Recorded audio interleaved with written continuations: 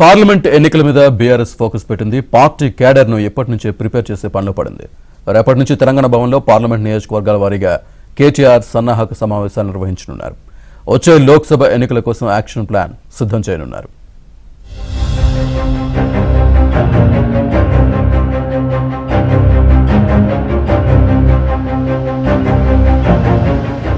Telangana assembly ఎన్నికల్లో ఓటమితో గులాబీ party alert అయింది.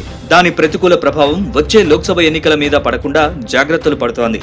అందులో భాగంగా నైరాశ్యంలో ఉన్న క్యాడర్ను యాక్టివ్ చేసి వచ్చే పార్లమెంట్ ఎన్నికలకు సిద్ధం చేసే పనిలో పడింది. ఇందుకోసం బుధవారం నుంచి కేటీఆర్ పార్లమెంటరీ నియోజకవర్గాల వారీగా సమావేశాలు నిర్వహించబోతున్నారు.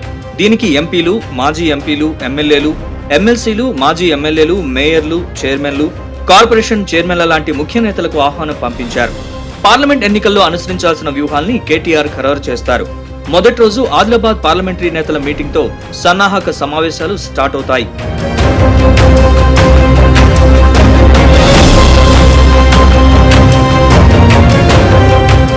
జనవరి 3 నుంచి 12 వరకు, ఆ తర్వాత 16 నుంచి 21 వరకు 2 విడతలుగా ప్రిపరేషన్ మీటింగ్స్ జరగనున్నాయి. మధ్యలో 3 రోజులు సంక్రాంతి పండుగ కారణంగా సమావేశాలకు బ్రేక్ ఇవ్వనున్నారు.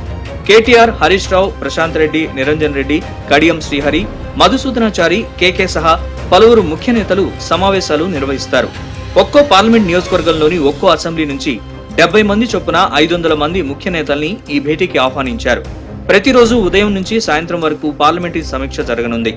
3న ఆదిలాబాద్, 4న కరీంనగర్, చేవెళ్ల 5న, 6న పెద్దపల్లి, 7న నిజామాబాద్, 8న జహీరాబాద్, 9న ఖమ్మం, 10న వరంగల్, 11న మహబూబాబాద్, 12న భువనగిరి, 16న నల్లగొండ, 17న నాగర్ కర్నూల్, 18న మహబూబ్ నగర్, 19న మెదక్, 20న మల్కాజ్గిరి, 21న సికింద్రాబాద్, హైదరాబాద్ పార్లమెంట్ సమీక్షా సమావేశాలు జరుగుతాయి.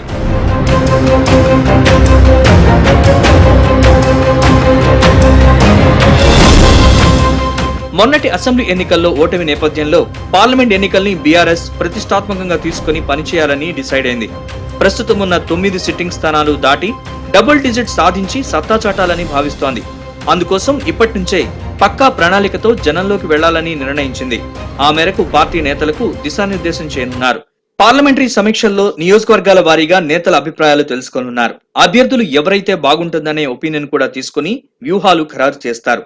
చాలా పార్లమెంట్ నియోజకవర్గాల పరిధిలో ఎమ్మెల్యేలు లేకపోవడంతో మొన్నటి ఎన్నికల్లో పోటీ చేసి ఓడిన నేతలకే ఆయా నియోజకవర్గాలకు ఇన్ఛార్జి బాధ్యతలు అప్పగించి యాక్షన్ ప్లాన్ అందించి రంగంలోకి దింపనున్నారు.